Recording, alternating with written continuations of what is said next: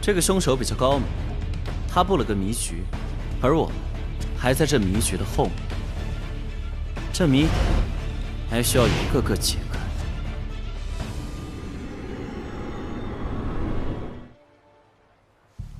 这一切完全解释不通啊！还有船头上的女鬼，这一切，这根本解释不通啊！这一切，李大人，这我家老爷肯定是被女鬼杀死的。除了鬼，还有一个解释。你们两个张口闭口说女鬼，但从头到尾的目击者只有你们两个。所谓的落水无声无浪，也是你们两个说的。如果这一切都是你们俩干的呢？为了脱罪，编造了这一通嫁衣女鬼的谣言，惹人耳目。有道理呀！那么多解释不通的地方，都是因为大家伙听了这两个家伙的一面之词。来呀，给我拿下！李大人冤枉啊！我们怎么可能会杀死我们老爷呢？我对我们老爷是忠心耿耿，真的是女鬼干的！胡说八道！这世界上哪有什么鬼呀？带走！大人，冤枉啊！大人，等一下。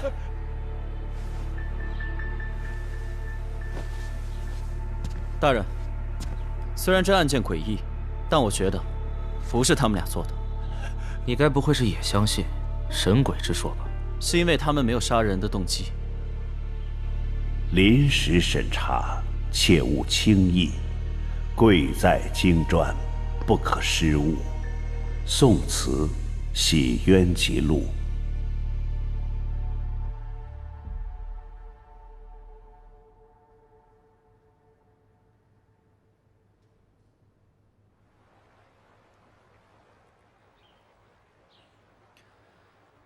若是想要谋财害命，完全可以等船只开到建阳地界，然后再开到水峡的时候，将尸体投到水峡里，最后再开到任何什么地方，这船上的3箱茶叶和财产便全部归他们所有了。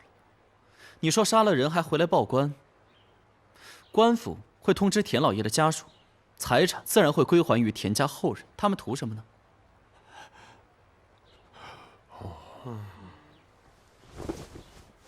谢谢李大人，谢谢李大人，李大人。这件案子一定是人为的。我和李子芳从来不信什么鬼神学说，只是这个凶手比较高明，他布了一个迷局，而我们还在这迷局的后面。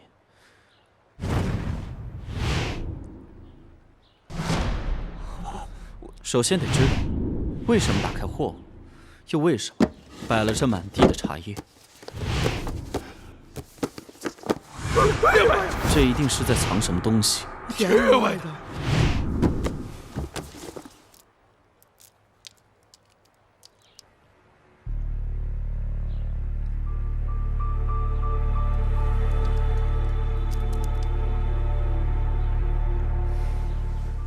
这是10年前跳峡水案自尽的于扶摇姑娘的随身玉佩。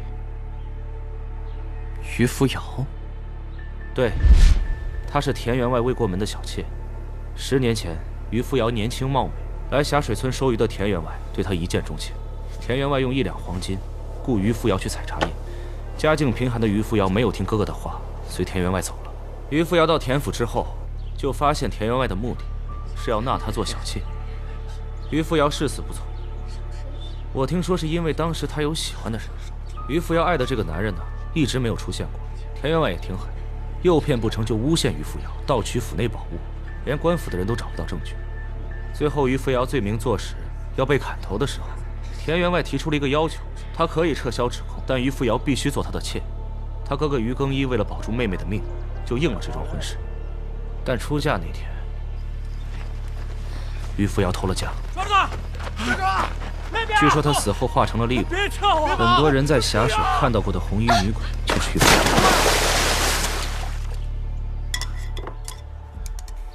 那你信鬼吗？鬼神之说，信不信净3分吧。所以我书读傻了吧你？那说白了就是不信，但又不敢说，对不对？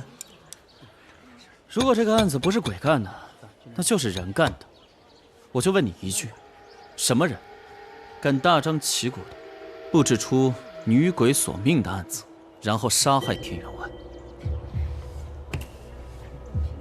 肯定是跟于扶摇最亲近的人，动机是要给于扶摇报仇。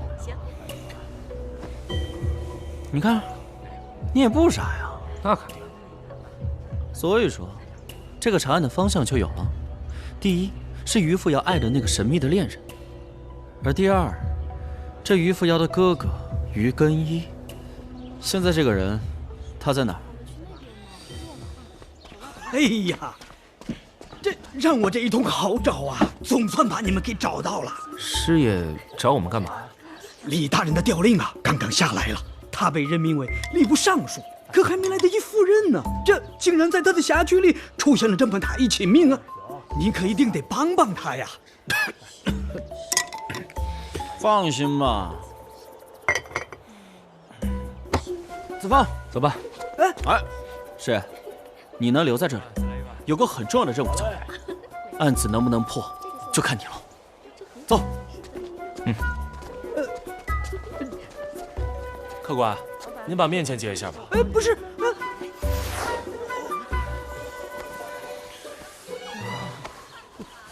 我就说你是个离经叛道的混小子，这就是你的突破口啊！我们在等人呢。等谁啊？人来了。师傅，上粥了。哟，巧了，这都是谁呀？你们先啊。我们就在等你呢。啊？你不是万事通吗？想找你了解一下情况。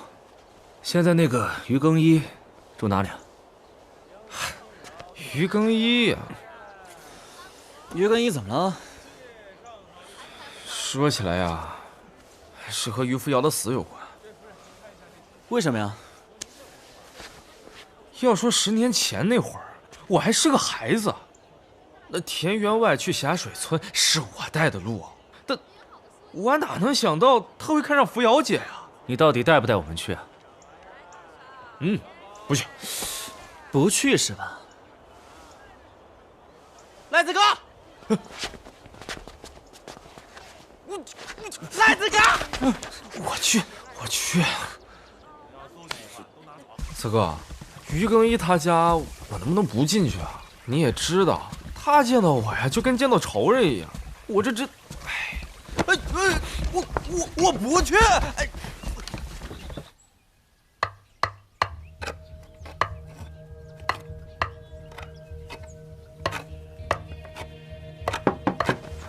谁啊？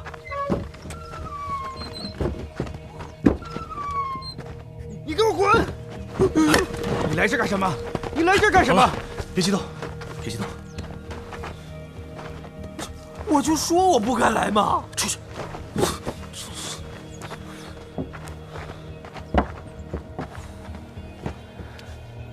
你就是于根一，于扶摇是你的妹妹。我叫李子芳，现任镇抚李崇新是我叔父，这位是我兄弟宋慈，孟和生也是我们带来的，想了解些情况。你这身体是怎么了？郎中说我活不了几个月，我这肺也好不了了。不过不碍事，反正我已经活够了。田员外的死，你已经知道了吧？苍天有眼，是我妹妹鬼魂来索命，报应，报应啊！那你就没想过杀死田员外吗？杀，我也想杀。我一个一没功夫二没势力，就剩下半条命的人，我拿什么杀？不过我倒是想过，等我死了之后，再去找他报仇。可是我这个妹妹先我一步报仇了。冤冤相报何时了？我们两个完全不相信这世界上有鬼。除了你以外，还有谁想替你妹妹报仇？孟和生，当年孟和生和他爹逃出来，来到霞水村，是我妹妹给了他一口吃的，他他们才活下来。可是没想到，孟和生这个混账东西，居然把田员外这个畜生带到村子里了。那你知道他和于扶摇的感情，所以你才会觉得有可能是他杀的田员外。是你们非要问我，可是除了他，我想不到其他人。一个10年前就死了的女人，谁还会记得她？谁还会替她去杀人呢？也许真的有鬼。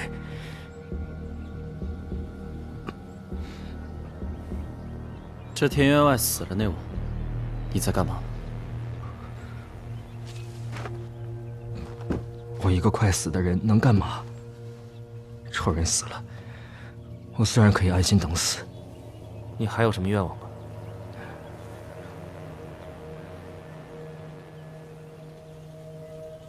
能否把我妹妹的玉佩还给我？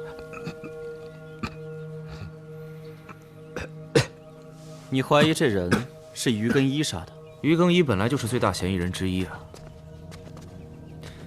我想查一下10年前和于扶摇死亡相关的所有资料。假如凶手是于更一，他为什么选择在10年后杀人？还有，以他现在的身体状况，他又如何杀人？不过，你刚才故意给他设陷阱，没想到他还真往陷阱里跳。你故意问他的愿望是什么？他说想把玉佩给拿回来。可是关于玉佩的事情，只有现场的人知道，衙门根本就没有向外透露任何信息。他是怎么知道玉佩的事的？所以你的意思是，于更一肯定跟案情有关系，即便不是凶手，也有可能是知情人之一。那你干嘛不把他拆穿啊？我之所以没有当场拆穿他，那是因为他完全可以不承认，他可以说是他妹妹托梦告诉他的，能拿他什么办法呢？走吧，去查一查文献记载，是时候发挥一下你过目不忘的本领了。哎，怎么样？是不是于更一杀的人啊？人家说了，人是你杀的。我？哎，我怎么可能杀人啊？哎，于更一肯定是跟这个案子有关系，但以他的身体状况，恐怕无法独立作案。我在想，是不是另外有人在帮助他？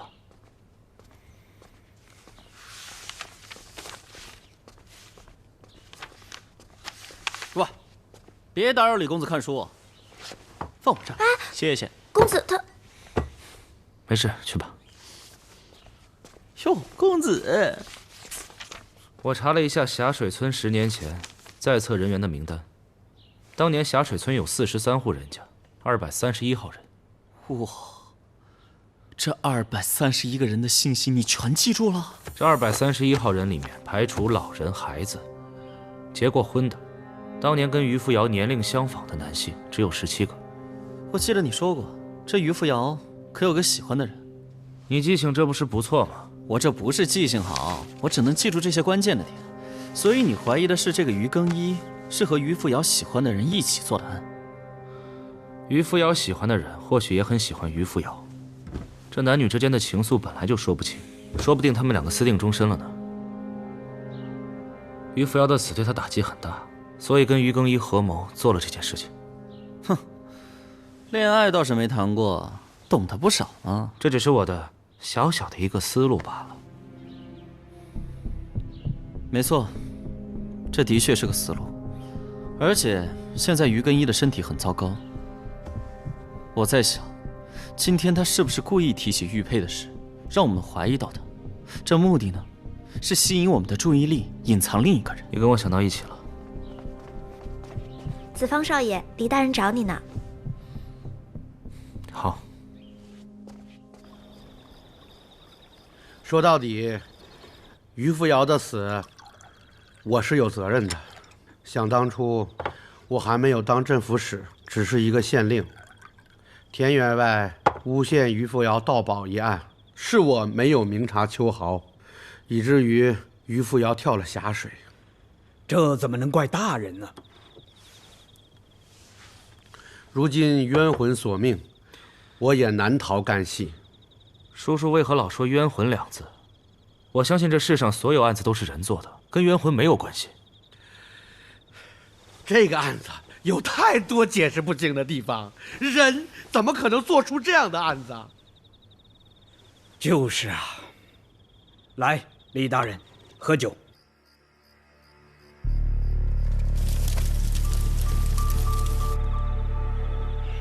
你说这个嫁衣女鬼，是不是那2个田府家伙随口编的呀？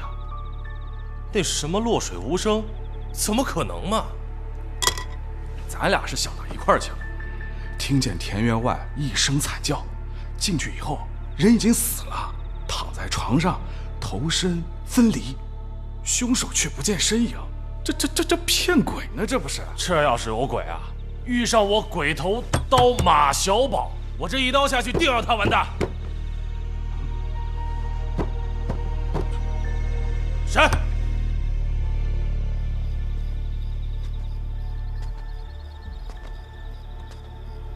不对啊，总感觉不对劲。哎，昨天一晚上可真够累的啊！昨晚雾那么大，你还出船了？那天晚上起大雾，这孟和生怎么会出船呢？哎呀，穷苦人家，有钱赚就好了，哪还管什么天气啊？还故意先告诉我他出船了。李大人，孙捕头回来了，快请。大人，宝景辜负了大人的厚爱呀！孙捕头，快起来！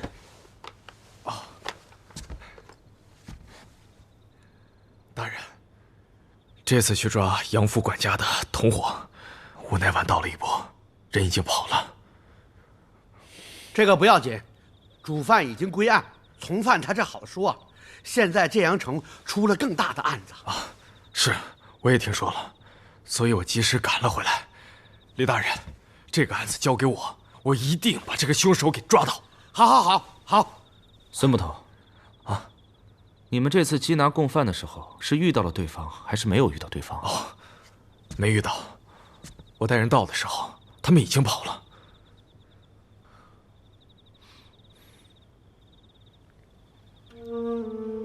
那孙捕头这一身灰土是？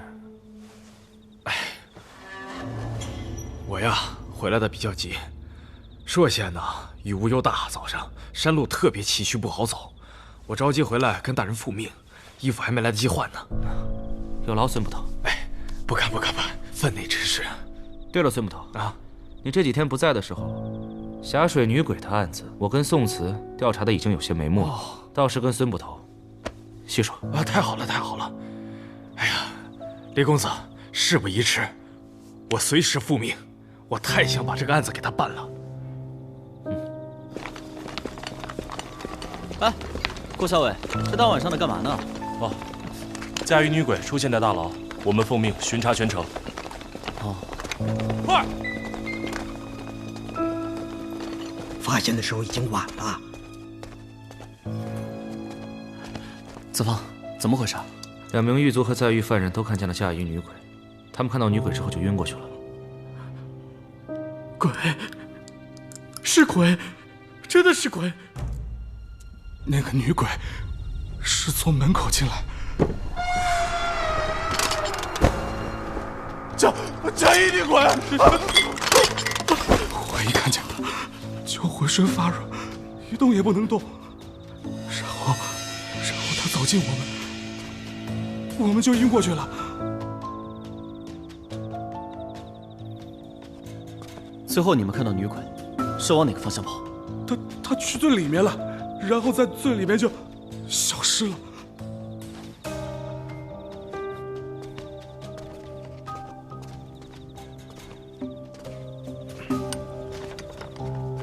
哟，宋公子，孙捕头，案发的牢里关着什么犯人？哦，现在里面只关了一个人，就是杨府的管家秦四。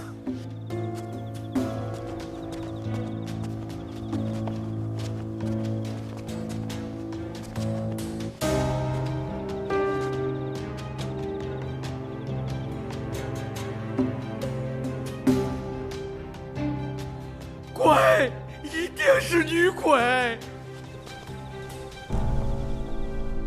这满地的血，尸体呢？尸体不翼而飞了。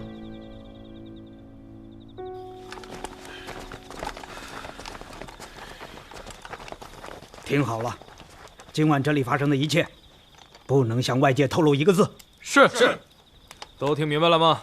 是。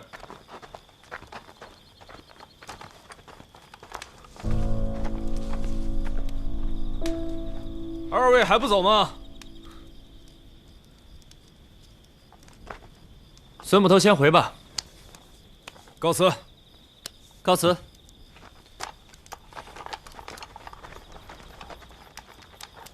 宋慈，看这个。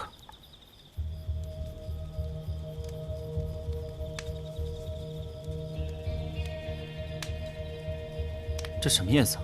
建阳城没有这种叶子，就觉得挺奇怪的。这叶子怎么会出现在这里？我也没见过。不早了，你这会儿该回家了吧？今儿凑合睡你那儿吧。君子之交淡如水，你是不是往我这儿跑得太勤快了？我俩都多少年交情了，你这么不讲义气啊？哼，想都别想。哎，喂！你听到没有？你们家地板多硬，你知道吗？这就是你的待客之道。要不这样，我跟你挤一挤啊。哎，如果你不想睡了，你可以走。我已经够仁慈了，我的床是随便能上的吗？哇，你们读书人好变态啊！对了，今天有件事，差点忘了告诉你。说之前，你有个心理准备。什么事？我怀疑孟和生有问题。开什么玩笑？孟和生跟我们那么多年朋友。孟和生故意和我提起，田员外出事那晚他出船去了。可是，田员外死的那晚，晚上是大雾，这孟和生居然出了船。你不觉得很奇怪吗？有没有可能孟和生跟于更一的恩怨是装出来的？虽然说当时田员外去霞水村的时候是孟和生带的路，但霞水村又不是世外桃源，也不是皇城禁地，即便不是孟和生，随便找个人也可以带他去啊。我觉得于更一没必要恨孟和生吧。没错，他们完全没有必要仇恨对方，而且他们和于扶摇的关系是可能联合起来杀死田员外的。你给我滚！他们在外面表现的好像互相仇恨，甚至在我们找凶手的时候，他们互相指认对方是凶手。这么做的目的，可能是不想让我们联想到，他们可能会一起作案。你来这干什么？别激动，别激动。虽然这件事情我不愿意相信，但目前看来，孟和生和于更一的嫌疑是最大的。另外还有些地方我想不通，为什么会出现女鬼落水无声？凶手又怎么进入船舱杀了人又离开，在极短的时间内布置个鬼杀人的现场？人完全做不到啊，所以人们才觉得这件事是鬼干的。而且如今又多了一个疑点，这凶手为什么要扮鬼进入大牢？杨府管家秦四又去了哪里？这些事情和于扶摇的死又有什么关系？子方，我得先弄明白船上发生了什么，先不要打草惊蛇。我要再上船看看，还有再检查一下田员外的尸体。我明天去找叔叔说吧，赶紧睡吧，天都快亮了，我都快困死了。谁啊？少爷不好了，出事了！有人亲眼看到战衣女鬼在峡水上杀人了。哎，等等等等，我得换件衣服。尸体是你们亲眼所见吗？亲眼所见。还有看到其他的吗？师爷，哎呀，你们俩可算来了。这李大人呢？李大人和孙捕头公干去了。尸体啊是在上游被发现的，这船顺江而下，被我们在这儿给截住了。这次被杀的是个艄公，叫莫和生。莫和生，死法跟田员外一样，也是被砍了头。可唯一不同的是，这次有人亲眼看见了他被杀的整个过程，人我都带来了。你们都看到了什么？我们俩清早在峡水边上散步，亲眼看到这个艄公乘船出去，女鬼一下就从他身后冒了出来，一刀下去，他头就没了。你们俩当真看见女鬼了？千真万确呀！穿着红色的嫁衣，披头散发的，我俩看得清清楚楚。那他的头呢？我看掉河里了。哦，是，船上没有发现死者的人头，应该是掉进了峡水里。他们俩也都看到了，我已经安排了几个水性好的人前去打捞。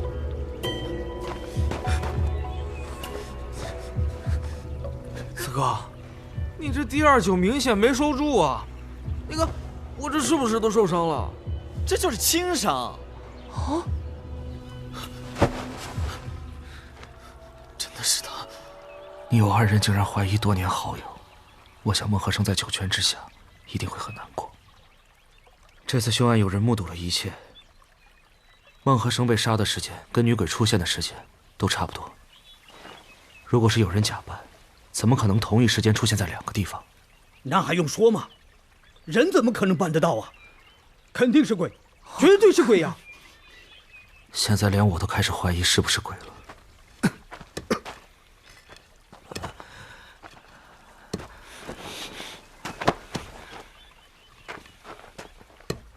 孟和生死了，报应，报应啊！扶摇还在报仇，他要把害死他的人全都杀光。他有问题。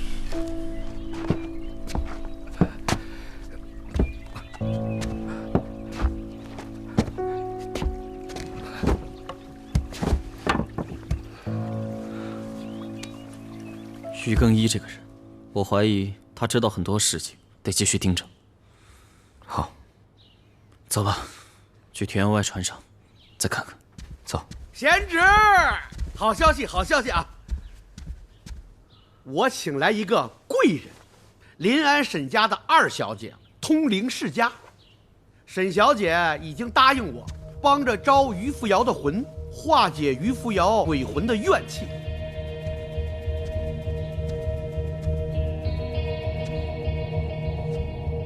沈小姐，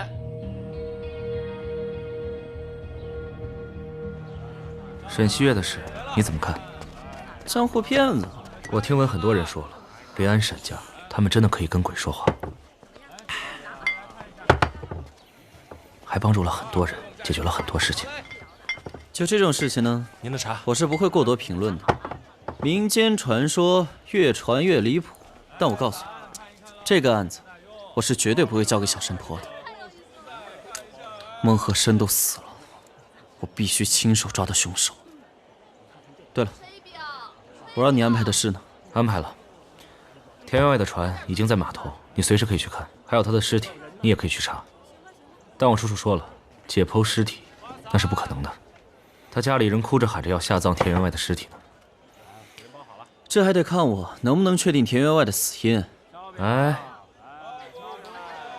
行，答应你。这就对了。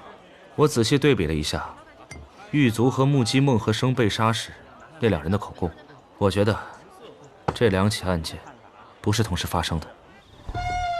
谁？这一女鬼！监狱里的人是因为迷魂香而昏迷的，还有，女鬼出现在监狱的时间是子时，孟和生被杀的时间是在丑时。那就对了，是人干的。从峡水到大牢，普通人走路也不到1个时辰。如果会武功的话，那就更快了。凶手在子时迷晕牢里的人，然后去杀害或者带走杨府管家，于丑时在峡水杀害孟和生。没错，这个案子的突破口就是杨府管家。为何他的尸体不翼而飞？还有，他和于扶摇到底是什么关系？要不去停尸房看看？可以。走吧，走吧。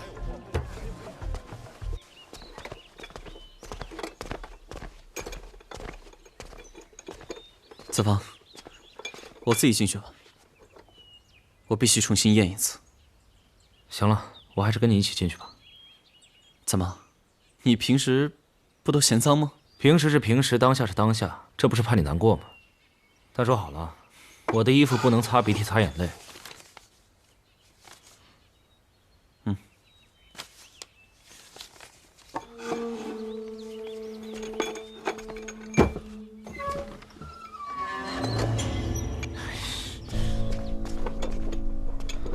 从谁开始查？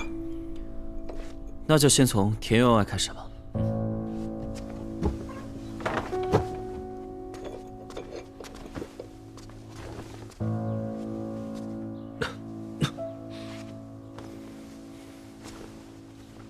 他的头颅已经缝好了。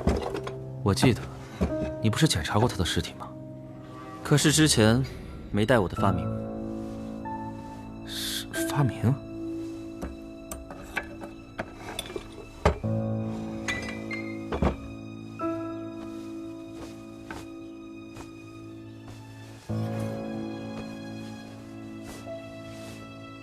你这戴着手套干嘛？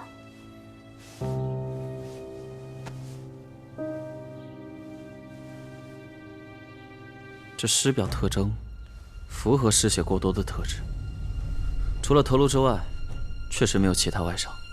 你在想什么？我在想一个问题：这田员外的真正死因究竟是什么？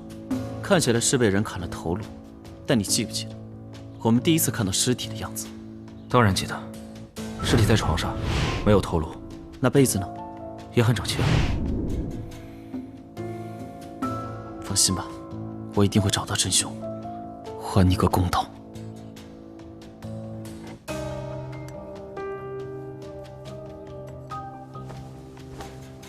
喂！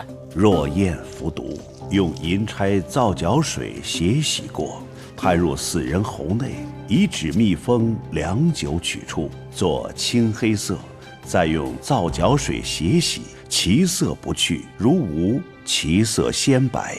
宋词洗冤记录。这银针没有变色，死者生前没有中毒的现象。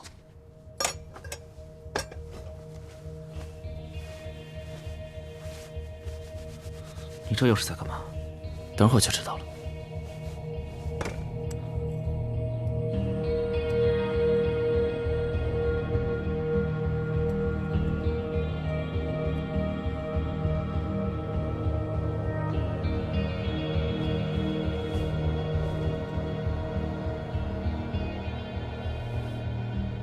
绸缎，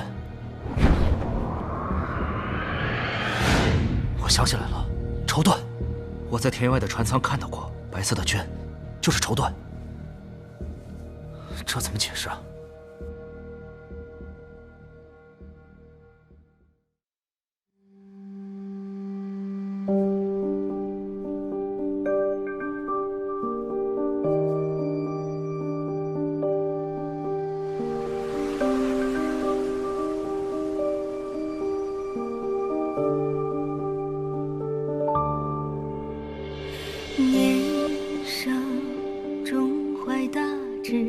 总有野心不知，颠沛流离的真相总会逮捕事实。风雨秋也不知，划过这场乱世，蔓延冰冷的政治总有